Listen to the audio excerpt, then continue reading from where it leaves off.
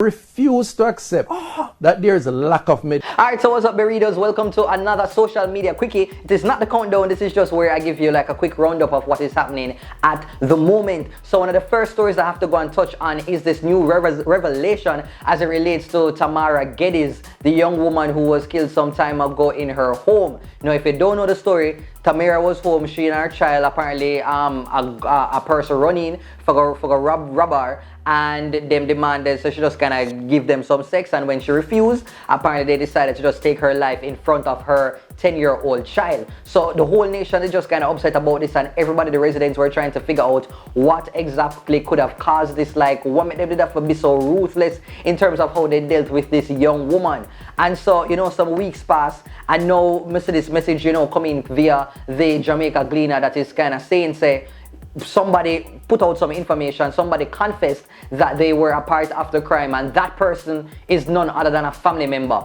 So some family member had something to do with Tamara's death, because them did have some grievances, they were at odds, and I guess they decided to kind of help to orchestrate and put this entire thing together so that this young lady would have lost her life. Now, when me hear about this, is like the whole of my heart just kind of vex same time, because you know, sometimes I think about what kind of wicked, dirty, stinking people out the road that do some little things, and just the idea, the understanding to really make a stop on meds and say, hey, it could be the people that might end up a bread with. And let me just read what the Jamaica Gleaner said.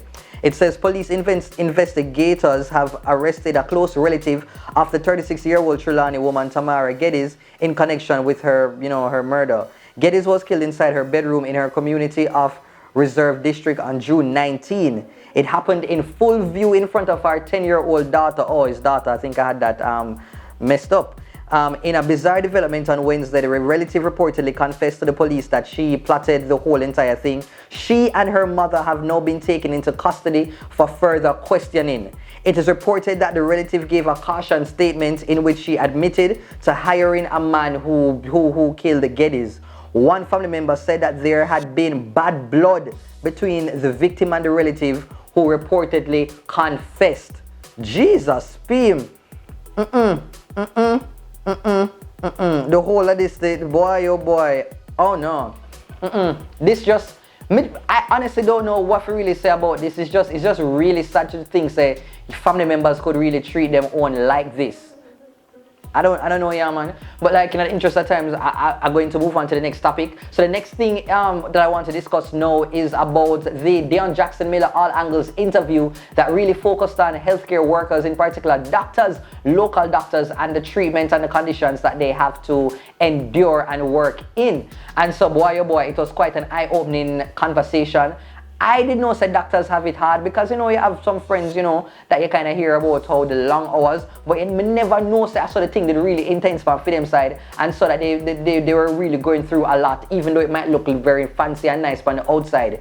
Me hear a couple of doctors, like, they literally mention say some of them have got 3 days without really any proper sleep. Some of them are work on the job where they're hungry, they're overworked, they're tired, and they're still expected to perform the job to their best at of their ability, even when they are understaffed. Say you have like 2 doctors and you have 80 patients that show up, and them have to make sure say them have to take care of them. There are doctors there that are detailing moments when them have to leave work and they're struggling to drive home because them tired. Some of them have fall asleep behind the wheel. Some of them have lost their lives, and some of them have been in accidents because of the rigor that the job demands and puts on their own body. And so, boy oh boy, like, let me just read some of the comments of the people that talk about like online. It says what everyone needs to understand as well is that the more understaffed our hospitals are, the more our doctors are overworked, and the more the quality of healthcare falls. Doctors are human, and stressed out humans make more mistakes. Very, very true. When doctors make mistakes, people die, and that's a big difference. Okay.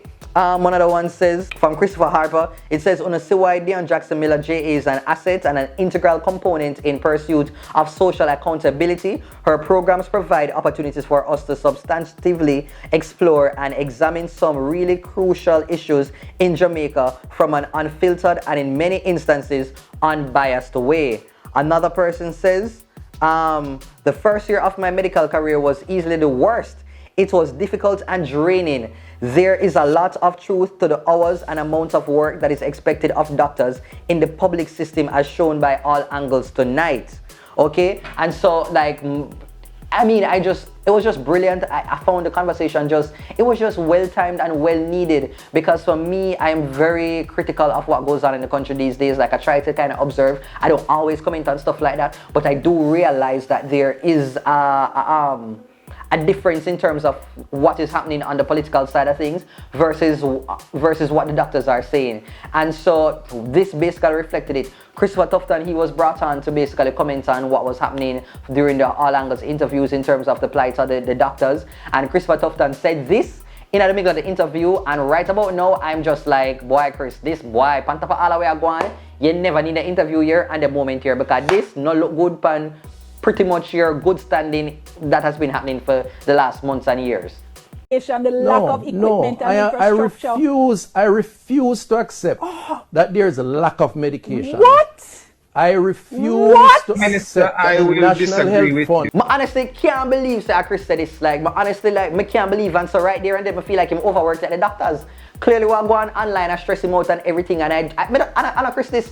Because the Christopher Tufton, when we come to understand, I feel like he's a little bit more sensitive to the matters of all people. Him to kind of show himself in that regard. And so, to me, when I heard this utterance, it just never sounded like the type of Christopher Tufton response that me feel like I expected. And so it was a disappointment, and I feel like, you know, the doctors them, and I commend Dionne for responding in the way that she responded, because of the same thing me I say.